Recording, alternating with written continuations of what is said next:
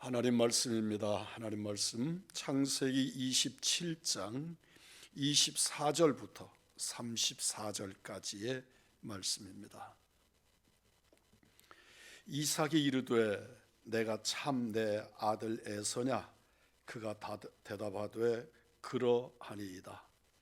이삭이 이르되 내게로 가져오라. 내 아들이 사냥한 고기를 먹고 내 마음껏 내게 축복하리라. 야곱이 그에게로 가져가매 그가 먹고 또 포도주를 가져가매 그가 마시고 그의 아버지 이삭이 그에게 이르되 내 아들아 가까이 와서 내게 입맞추라. 그가 가까이 가서 그에게 입맞추니 아버지가 그의 옷에 향취를 맡고 그에게 축복하여 이르되 내 아들의 향취는 여호와께서 복주신 밭의 향취로다. 하나님은 하늘의 이슬과 땅의 기름짐이며 풍성한 곡식과 포도주를 내게 주시기를 원하노라. 만민이 너를 섬기고 열국이 내게 굴복하리니 내가 형제들의 주가 되고 내 어머니의 아들들이 내게 굴복하며 너를 저주하는 자는 저주를 받고 너를 축복하는 자는 복을 받기를 원하노라. 이삭이 야곱에게 축복하기를 마치매 야곱이 그의 아버지 이삭 앞에서 나가자 곧 그의 형 에서가 사냥하여 돌아온지라. 그가 별미를 만들어 아버지에게로 가지고 가서 이르되 아버지여 일어나서 아들이 사냥한 고기를 잡수시고 마음껏 내게 축복하소서. 그의 아버지 이삭이 그에게 이르되 너는 누구냐? 그가 대답하되 나는 아버지의 아들 곧 아버지의 맏아들 에서로소이다. 이삭이 심히 크게 떨며 이르되 그러면 사냥한 고기를 내게 가져온 자가 누구냐? 내가 오기 전에 내가 다 먹고 그를 위하여 축복하였은즉 그가 반드시 복을 받을 것이니라. 에서가 그의 아버지의 말을 듣고 소리내어 울며 아버지에게 이르되 내 아버지여 내게 축복하소서. 내게도 그리하소서. 아멘. 이삭은 야곱이 가지고 온 고기와 포도주를 먹고 마신 후에 야곱을 축복합니다. 하나님이 그에게 풍성함을 주시고 만민이 그에게 굴복하리라고 복을 빌었습니다. 에서가 사냥해서 돌아옵니다. 이삭은 심히 떨며 이미 별미를 먹고 축복했다고 말하고 에서는 자기에게도 먼저 한 복과 같은 복을 다시 빌어달라고 애걸합니다. 하나님의 복은 현재와 미래를 전부 아우릅니다. 현재의 복이 미래로 연결되고 미래의 복이 현재의 삶의 열매이게 되는 거지요. 이삭이 한 축복의 내용은 크게 두 가지입니다. 하나는 현재와 관련된 것으로 하늘의 이슬, 땅의 기름짐, 풍성한 곡식과 포도주입니다. 하늘과 땅의 은혜와 복이 현재의 삶에 풍성하기를 바라는 축복이지요. 다른 하나는 모든 백성과 나라의 섬김을 받고 형제들의 주가 되는 미래의 축복입니다. 아브라함처럼 여러 민족의 아버지의 신분이 이삭을 거쳐서 야곱에게로 전해진 것입니다. 이처럼 하나님의 복은 물질과 영적 모든 영역에 이어지는 것이고 포괄적으로 담아내게 됩니다. 우리들은 신앙생활을 하면서 이렇게 양쪽을 다 어우르는 일에 훈련되지 못했습니다. 그래서 우리는 늘 이 땅의 것을 기대하면 영적인 것을 놓치게 되고 영적인 것을 추구하다 보면 이 땅의 것들을 소홀히 하는 그런 이중적인 것들을 경험하게 됩니다. 우리의 신앙이 훈련되지 못했기 때문이지요. 우리 주님께서는 포괄적이고 초월적인 복의 주인이 되기를 원하시고 또 우리들에게 그렇게 역사하십니다.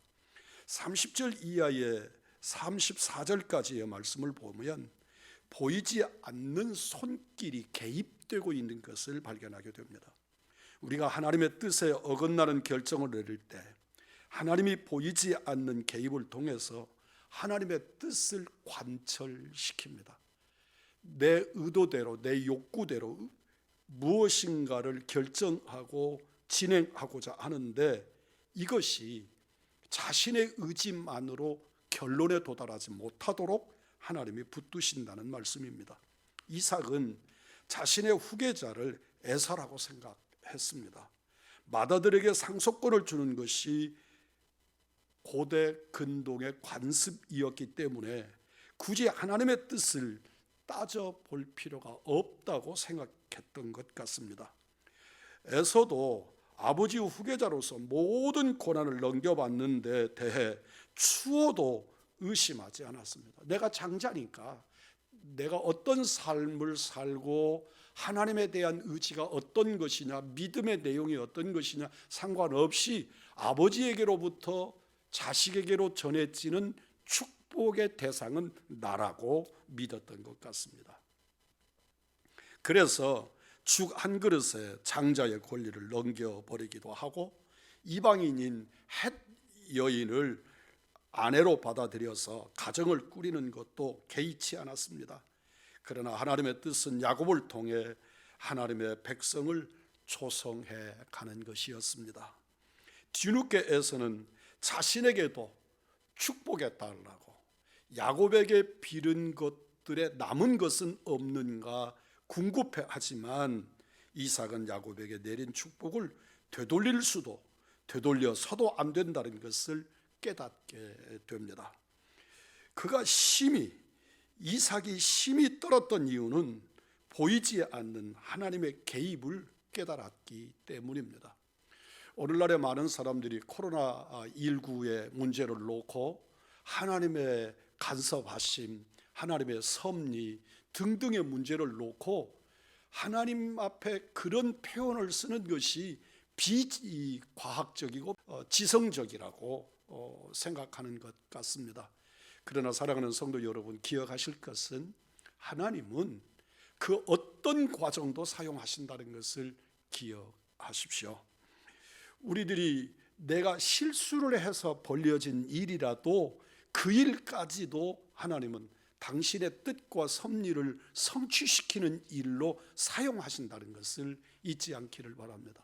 그러므로 우리 그리스도인들은 코로나 바이러스를 통해서 이 땅에 바이러스가 창궐하고 있는 이 상황을 통해서 내가 하나님 앞에 어떤 모습을 가져야 되고 주님이 오늘을 나에게 그리고 우리들에게 그리고 이 땅 대한민국에게 그리고 이 바이러스가 전 세계적으로 창궐하는 이 지구촌에 무엇을 말씀하시고자 하시는지를 분명하게 깨달아야 하고 또 깨닫기를 애써야 합니다.